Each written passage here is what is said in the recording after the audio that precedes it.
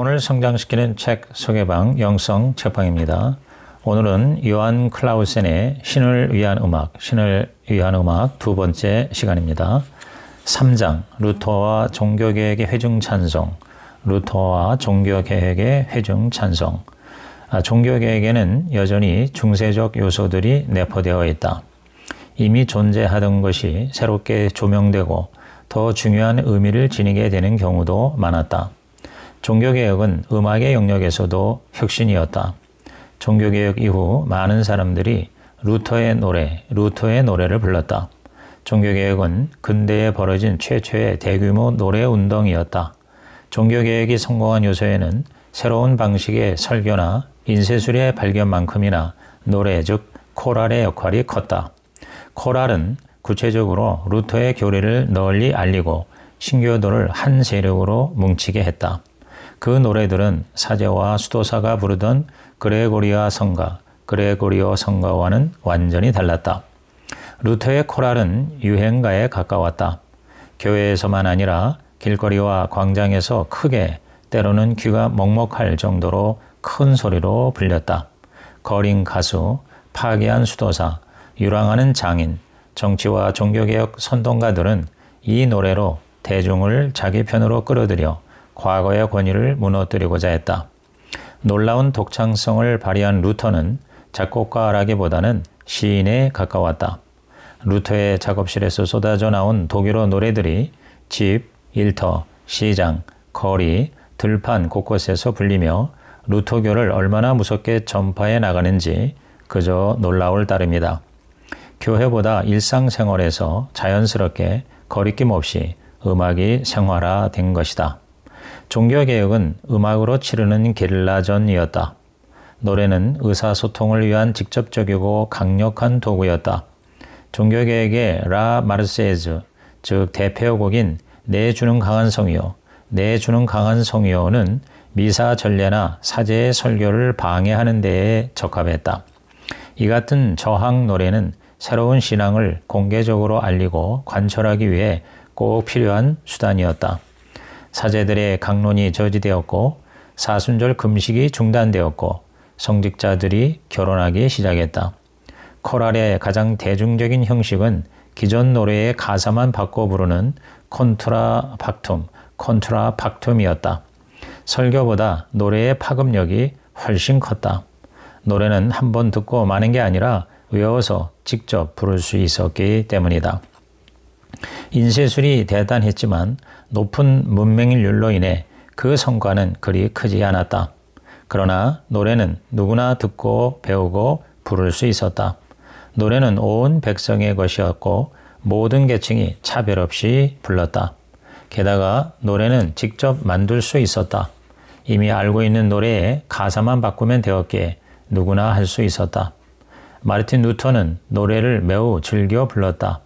그는 어렸을 때부터 노래를 좋아했고 10대에는 합창단원이 되어 성가와 종교 민요를 섭렵할 수 있었다.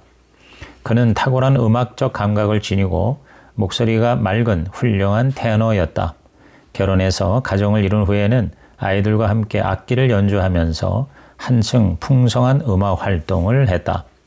루터는 1522년 신약을 독일어로 번역한 후에 찬송가를 만들기 시작했다. 루터는 상아탑에 갇힌 신학자가 아니라 대중적인 작가였다.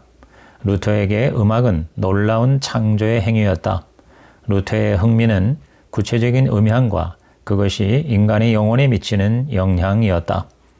음악은 인간을 기쁘게 하고 근본적으로 변화시킬 수 있음을 잘 알고 있었다. 루터가 보기에 음악은 인간을 절망에서 기쁨으로 인도하는 믿음과 일치했다. 믿음은 결국 감정의 과정이다. 루터의 관심은 감정을 통제하고 잠재우는 것이 아니라 감정을 올바른 방향으로 인도하는 것이었다. 믿는 사람들이 신앙의 기쁨을 직접 경험하기 위해서는 새로운 노래를 불러야 했다. 음악의 정서적 힘을 호소하는 루터가 남긴 유명한 문장이 있다. 내가 말하건대 이 땅의 그 무엇도 음악만큼 강렬하게 슬퍼하는 자를 기쁘게 하거나 기뻐하는 자를 슬프게 만들 수 없으며 소심한 자들에게 용기를 줄 수도 시기와 증오를 억누를 수도 없다. 그 누구도 음악만큼 강렬하게 사람의 마음을 완전히 움직이게 할 수 없으며 그 무엇도 음악만큼 강렬하게 미덕을 행하거나 악덕을 저지르도록 사람을 움직일 수도 그런 마음을 억제하거나 통제하도록 설득할 수도 없다. 음악은 성경과 신학 다음으로 존경받을 만하다. 루터는 1530년에 이런 기록을 남겼다. 내가 음악을 사랑하는 이유는 그것이 첫째, 인간이 아닌 신의 선물이고 둘째, 영혼을 기쁘게 하고 셋째, 악마를 물리치고 넷째, 순수한 환희를 일깨우기 때문이다. 다시 읽겠습니다. 내가 음악을 사랑하는 이유는 그것이 첫째, 인간이 아닌 신의 선물이고 둘째, 영혼을 기쁘게 하고 셋째, 악마를 물리치고 넷째, 순수한 환희를 일깨우기 때문이다. 그는 예술이 복음을 섬길 수 있다고 보았다. 종교개혁 시대인 16세기, 7세기에 대략 만여 편의 찬송가가 만들어졌는데 루터의 내주는 강한 성이여가 최고봉이라고 할 수 있다. 이 찬송은 수세기에 걸쳐 수많은 기독교인들이 모든 저항에 맞서 자신의 믿음을 굳게 지키도록 힘을 주는 노래가 되었다. 신학적으로 중요한 의미를 주는 코랄인 그리스도인들이여 함께 기뻐하라, 그리스도인들이여 함께 기뻐하라는 종교개혁의 가장 중요한 창가가 되었다. 그리스도인들이여 함께 기뻐하여라. 우리를 기뻐서 뛰어오르게 하니 기운차게 하나 되어 열정과 사랑으로 노래하리. 하나님이 우리에게 베풀어 주신 것과 그의 달콤한 기적, 아주 귀하게 그가 얻은 것일세. 악마에게 사로잡힌 나는 죽음 속에서 길을 잃었네. 내 죄가 밤낮으로 나를 괴롭혔고 그 안에서 내가 태어났네. 나는 점점 더 깊이 빠져들었고 내 인생에서 좋은 건 없었네. 죄가 나를 사로잡았네. 내 선행은 소용없으며 그들과 더불어 몰락했고 자유의지는 하나님의 심판을 증오하고 서원을 위해 소멸했네. 두려움이 나를 절망으로 내몰고 내게는 죽음뿐이며 지옥의 나락으로 떨어지리. 하나님께서는 영원토록 내 불행을 비탄하셨고 자신의 자비를 떠올리고는 나를 도와주려 하셨네. 내게 아버지의 마음을 열어주셨고 그냥 장난이 아니라 최선을 다하려고 하셨네. 그가 사랑하는 아들에게 말하기를 자비를 베풀 때가 왔노라. 가거라 나의 소중한 영장아. 가난한 이들을 구원하고 죄의 환난에서 구하라. 죽음의 순간에서 그들을 구하고 너와 더불어 살게 하라. 내가 행하고 가르친 바를 너희도 행하고 가르쳐라. 하나님의 왕국을 더더욱 찬미하고 숭배하게 하고 고귀한 보물을 손상케 하는 사람의 법을 삼가게 하라. 너희에게 이를 마지막으로 맡기노라.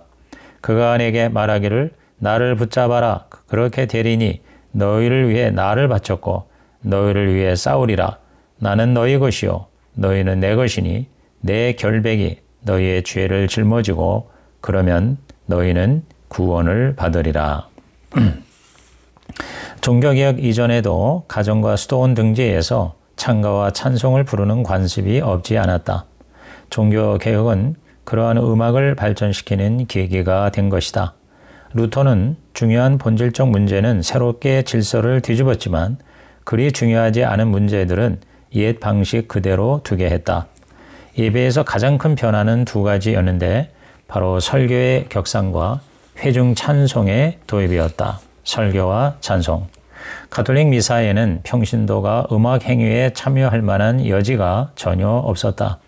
미사는 성직자의 일이었고 신도들에게는 듣고 지켜보는 것만 허락되었다. 그러나 종교개혁은 노래를 통한 복음 공동체가 된 것이다.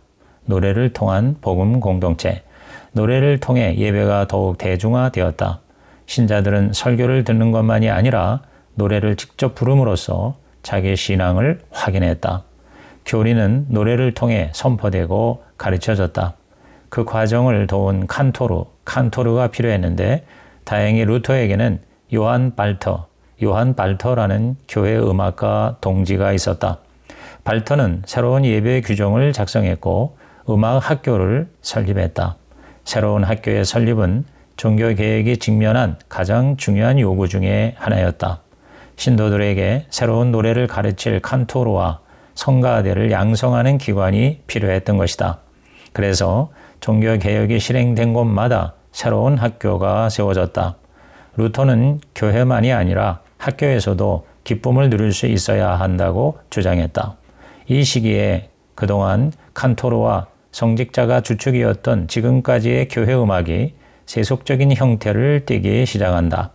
이제 성가대도 학생, 교사, 성직자, 그리고 시민으로 구성되었다.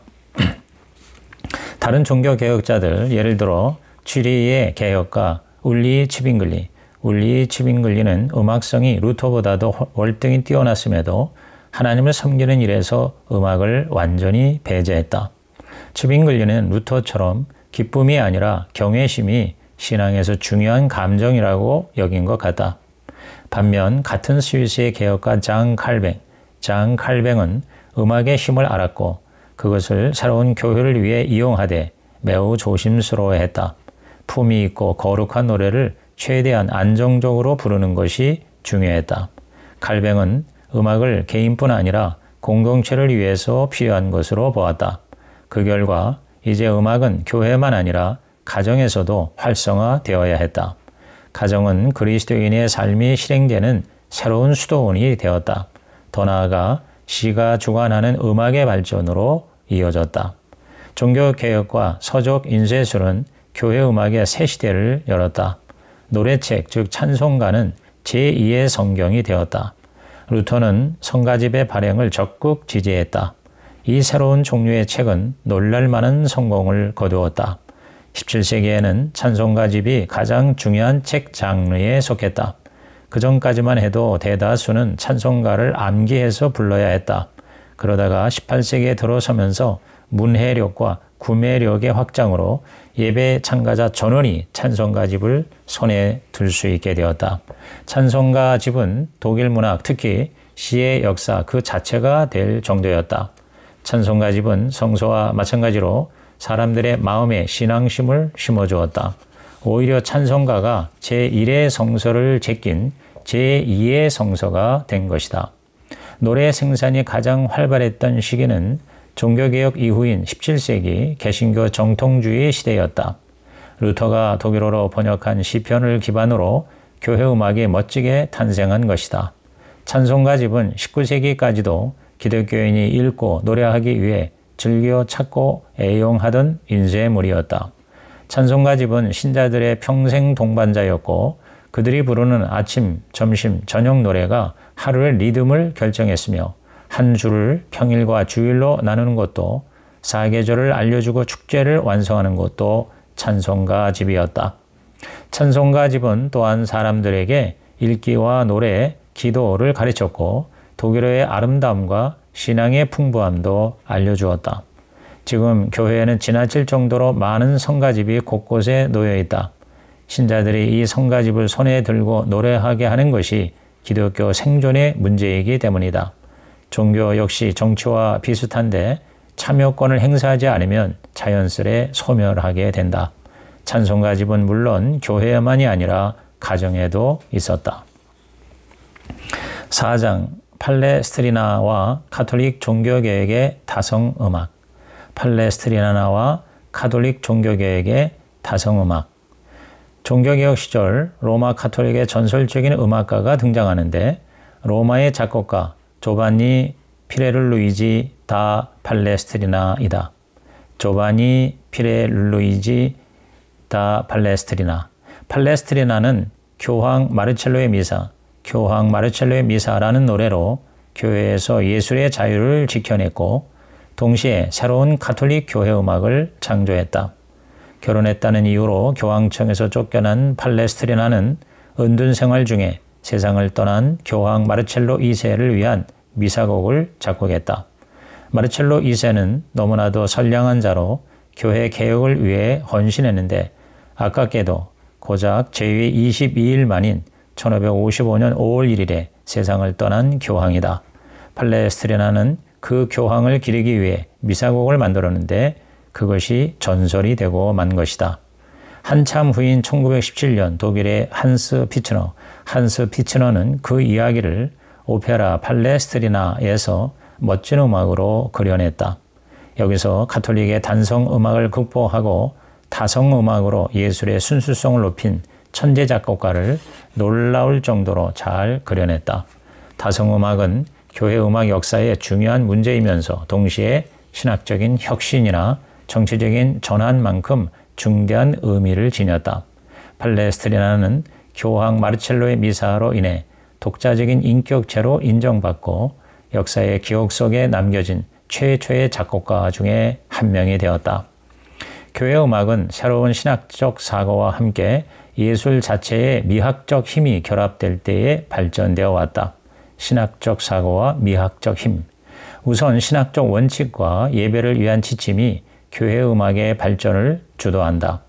그러면서 예술적 집요함, 그 중에서도 다성음악이 뒷받침되어야 한다. 다성음악은 인류 음악 역사상 획기적인 진보였다.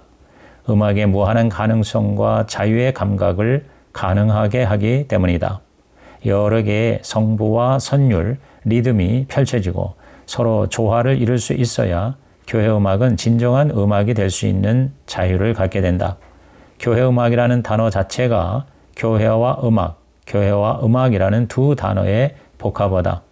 폴리포니, 즉 다성음악은 이미 13세기부터 나타난 모데트의 발전된 모습이다. 모데트란 개별 음마다 가사를 붙이는 형식으로 교회 음악의 세속 음악으로 펼쳐지는 계기가 된 요소가 되었다.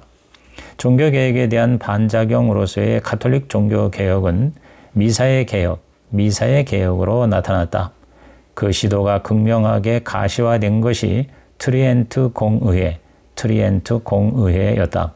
1545년에 처음 소집된 트리엔트 공의회는 거의 20년 만에 마무리되었다. 그 공의회에서는 가톨릭 신학의 토대로서 성경만이 아니라 성전, 즉 교회의 거룩한 전통도 계시의 원천으로 인정했다. 종교개혁이 예배의 의미를 새로 정의한 데 반해서 가톨릭 교회에서는 미사가 희생제사임을 공고히 했다. 그리고 지역마다 서로 다른 미사의 형태를 통합하는 시도를 가장 큰 과업으로 여겼다. 그래서 1570년 교황 비오 5세에 의해 신성한 미사 경본이 작성되었다.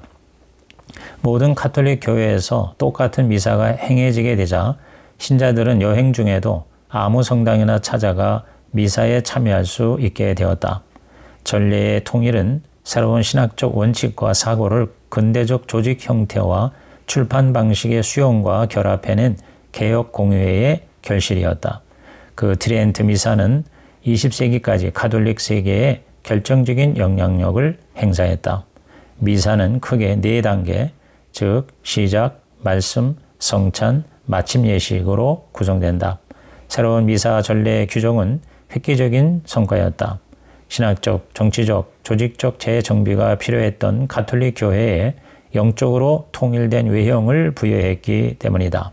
가장 큰 약점은 종교개혁자들이 예배 생활에서 만인의 사제화를 선언한 데 비해 트리엔트 미사는 결국 신성한 행위를 전적으로 사제에게만 집중하게 한 것이다. 그 모든 것은 목매한 대중의 신심, 마리아와 성인들을 향한 열렬한 숭배, 숨막히는 고해성사, 웅장한 집단 순례 행렬, 금빛을 띤 우울한 바로크 교회, 긴 검은색 수단을 입은 강력한 성직자 집단과 같은 현상을 동반하면서 근대 세계에 대항하는 교회의 배타적인 이미지를 만들어냈다.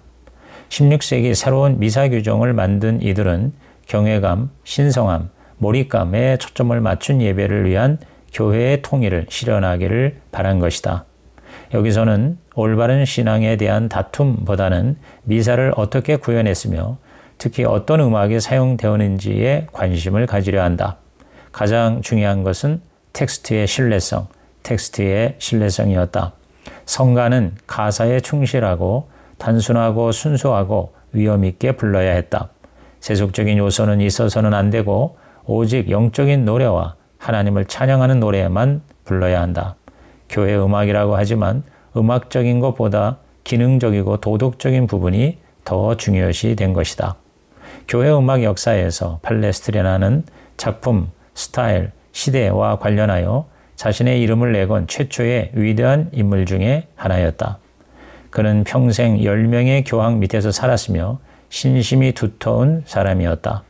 결국 그는 순교자로서 또 교회 음악의 수호 성인으로서 19세기 복고적 체칠리아 운동의 시조가 되고 말았다. 체칠리아 주의는 음악을 새로운 변형으로부터 해방하고 특히 오페라와 교향곡의 영향에서 벗어나게 하며 전통적인 무반주 다성부 노래의 순수성을 찾으려는 운동이다.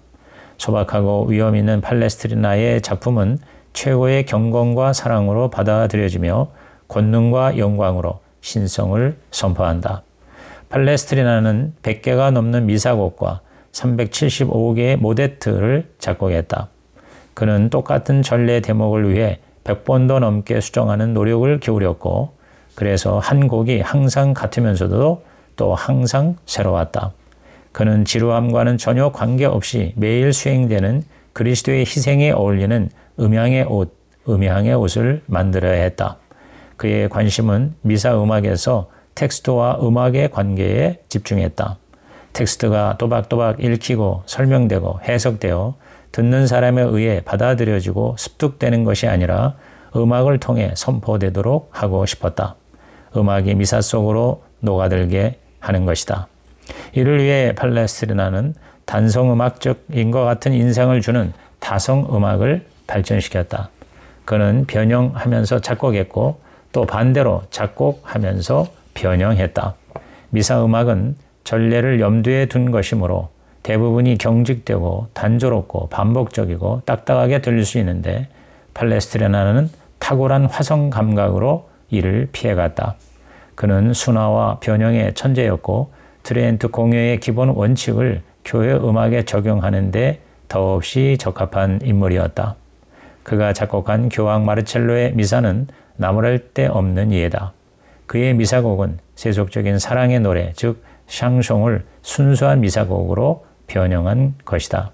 교황 마르첼로의 미사에서는 미사 전례, 전례 가사, 음악이 완전한 하나를 이룬다.